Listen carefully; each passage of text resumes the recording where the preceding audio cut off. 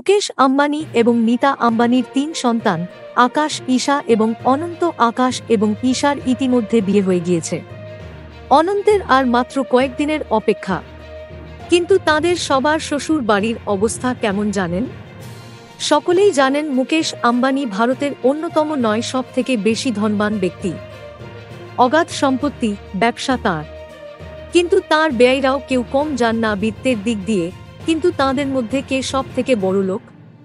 মুকেশ আম্বানির কোন ব্যয়ই সব থেকে বড়লোক? মুকেশ আম্বানির মেয়ে ঈশা আম্বানির বিয়ে হয়েছে অজয় পরিমলের ছেলে আনন্দ পরিমলের সঙ্গে। মুকেশের ৩ ব্যয়ের মধ্যে তাঁরাই সব থেকে বেশি বড়লোক। তাঁদের একাধিক ব্যবসা আছে, যেমন ওষুধ, ফাইন্যান্সিয়াল সার্ভিস, রিয়েল এস্টেট ইত্যাদির। পরিমলদের মোট সম্পত্তি প্রায় ৪.২ বিলিয়ন বা ৩৪,৮৯৮ কোটি। ২০২৩ অর্থবর্ষে তারা ৯,০৮৭ কোটি টাকা রেভিনিউ তুলেছে। Thank you so much for watching. Subscribe our channel and press the bell icon for more updates.